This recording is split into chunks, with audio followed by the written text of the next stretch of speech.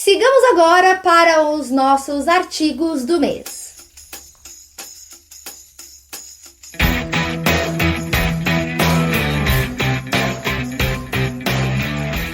Elefantes estão se alimentando com enormes quantidades de plástico na Índia.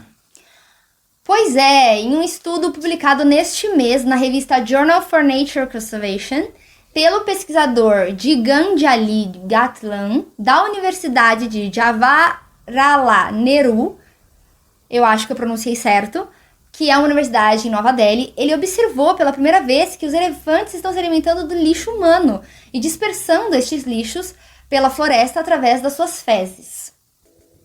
O estudo teve como objetivo verificar a dieta do elefante asiático, da espécie Elephas maximus indicus, que habitam as florestas do estado de Uttarakhand, na Índia, já que os estudos anteriores, o pesquisador ele havia encontrado grandes quantidades de plástico nas fezes desses elefantes, Então, para a gente entender como é que funcionou, os pesquisadores eles foram a campo para coletar os lixos humanos que eles, de fato, encontrassem nas fezes dos elefantes. Então, eles coletaram essas fezes que estavam na beira das florestas e dentro dessas florestas. Cada pedaço de lixo que eles encontraram, eles foram medindo e categorizando. Como resultado, eles observaram que 1/3 dessas fezes, elas tinham lixo humano. Então, do total de resíduos encontrados, 85% eram constituídos de plástico e a maior parte dele vinha de recipiente de alimentos e talheres, seguidos, segundo a categorização feitas pelos pesquisadores, seguidas por sacolas plásticas e embalagens. Os pesquisadores, eles argumentaram que os elefantes provavelmente procuravam recipientes e mesmo sacolas plásticas porque ainda poderiam conter restos de comida. Os talheres, então, provavelmente foram comidos ali no processo. Outro resultado bastante interessante que eles encontraram foi que as fezes dos elefantes de dentro da floresta tinham 2 vezes mais plástico do que nas fezes encontradas na beira das florestas. É que os elefantes asiáticos, eles levam cerca de 50 horas para fazer a digestão, Então, eles podem andar de 10 a 20 quilômetros em um dia.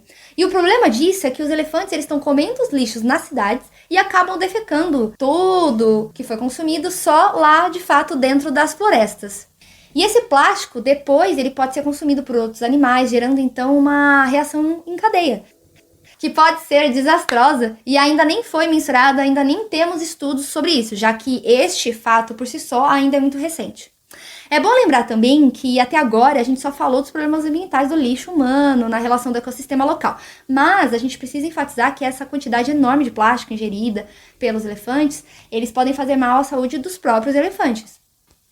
O conceito de plástico é uma abstração que o ser humano inventou. Existem dezenas de tipos de plásticos feitos de diferentes tipos de compostos químicos, como, por exemplo, o polietileno, o bisfenol A, enfim, fitalatos e por aí vai. Outro ponto importante desse estudo é que eles mensuraram não só o plástico como uma coisa geral, eles mensuraram macroplásticos e os microplásticos presentes nas fezes dos elefantes. Então, o problema dos microplásticos é que os animais pequenos dentro da floresta podem acabar consumindo esse microplástico sem querer e acaba fazendo um processo de bioacumulação dentro desses animais que pode gerar aquela cascata em cadeia que a Amanda falou aqui.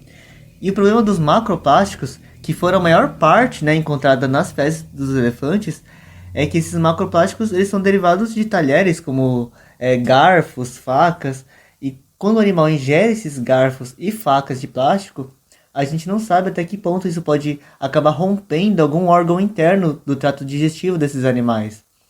Então ainda é tudo muito novo e a gente precisa, claro, de mais pesquisas na área, para saber qual é o real impacto de todo esse plástico sendo consumido por esses elefantes.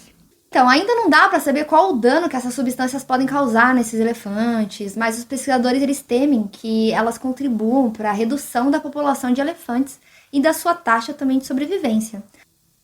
É como coloca a grande pesquisadora Vânia Doleba, da Escola de Artes, Ciências e Humanidades da Universidade de São Paulo.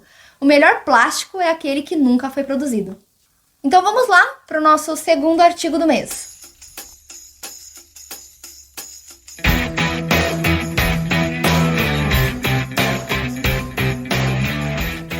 Dado suas inúmeras doenças, a raça de cachorro Pug não pode ser mais considerada atípica. Um estudo científico publicado no dia 18 de maio aponta que os cães da raça Pug enfrentam problemas de saúde tão graves que não podem ser mais considerados um cachorro típico do ponto de vista da saúde. O estudo foi realizado pelo pesquisador Dan O'Neill, da The Royal Veterinary College, em Londres, e publicado pela revista Canine Medicine and Genetics. Nesse estudo, os pesquisadores compararam a saúde de 4.308 pugs com 21.835 cães de outras raças que não são pugs. Basicamente, nesse estudo, os pesquisadores buscaram entender qual a ocorrência das 40 doenças mais comuns entre os pugs e outros cães de outras raças. Se você nunca viu um cachorrinho da raça Pug, coloca lá no Google que você vai ver a carinha dele. Mas basicamente, esses cachorros são pequenos, têm a carinha amassada, que cientificamente a gente chama de cachorros braquiocefálicos, e eles são cheios de dobrinhas no rosto dele, tá? Mas, enfim, voltando aqui no artigo, como resultado, os pesquisadores observaram que dessas 40 doenças mais comuns, os pugs tinham mais propensão a terem 23 dessas doenças, quando comparado com outras raças de cachorros. Dentre essas doenças estão a síndrome obstrutiva das vias aéreas, as narinas estenóticas e a ulceração de córnea. Outro resultado interessante é que os pugs no Reino Unido eles são quase 2 vezes mais propensos a sofrer um ou mais distúrbios por ano em comparação com outros cães. Por causa de todos esses problemas de saúde, os pesquisadores concluíram que ao longo do tempo, os seres humanos selecionaram ativamente várias características negativas nesses animais que hoje ele já não pode mais ser considerado um cachorro típico. Em outras palavras, só o fato do pug existir já torna o animal não saudável. Não existe um cachorro pug que é saudável, basicamente. Ele já nasce com sérios problemas de saúde ou ele com certeza vai desenvolver várias doenças ao longo da sua vida simplesmente pelo fato dele ter nascido um pug. E aí a gente resolveu trazer aqui essa notícia para falar sobre a seleção artificial. Então, existe a seleção natural, que ocorre naturalmente, onde os indivíduos mais aptos, com características mais vantajosas a um determinado ambiente, se reproduzem mais e conseguem passar essas características mais favoráveis para suas proles. Existe a seleção artificial, onde o ser humano que induz o cruzamento de animais que possuem características que o próprio ser humano acha legal ou que ele deseja, independente dessas características serem vantajosas ou não para os animais. Então, só para dar um exemplo, para ficar mais claro como funciona essa seleção artificial pelo ser humano, um exemplo no caso dos pugs. Por exemplo, o ser humano, em algum momento da história, decidiu que ele queria criar um cachorro com a cara amassada. No caso, os pugs. Então ele pegou lá os cachorros da época, selecionou aqueles cachorros que tinham o menor focinho, aí ele induziu a reprodução desses cachorros de menor focinho, que teve vários filhotes com focinho pequeno.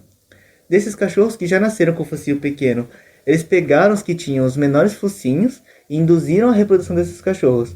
E aí a cada geração, eles vão selecionando e induzindo a reprodução dos cachorros que nasceram com o menor focinho, até a gente chegar a um cachorro que não tem focinho nenhum, que no caso são os pugs. Então isso é seleção artificial, porque o ser humano que induziu a seleção de uma característica que ele achava interessante, que é não ter focinho, sem se preocupar com o animal em si, se isso vai trazer uma vantagem para a saúde desses animais, uma vantagem evolutiva, que no caso não trouxe, porque os pugs hoje não conseguem nem respirar pela falta de focinho, pelo tamanho das narinas deles, das vias aéreas que eles têm hoje. E tudo isso porque a gente selecionou essa característica ativamente.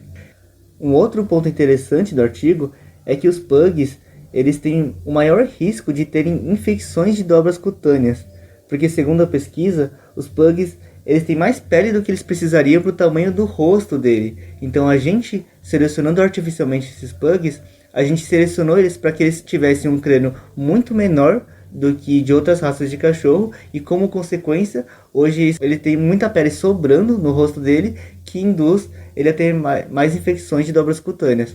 Então, mais uma vez aí a seleção artificial prejudicando a saúde do animal, só porque a gente acha ele bonitinho ter essas pelanquinhas no rosto.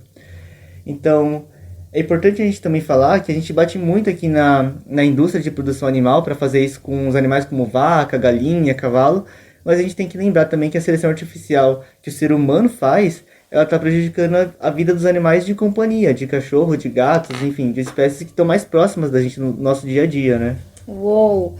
Esse artigo do mês realmente apresenta aí mais um motivo para a gente não comprar o pug.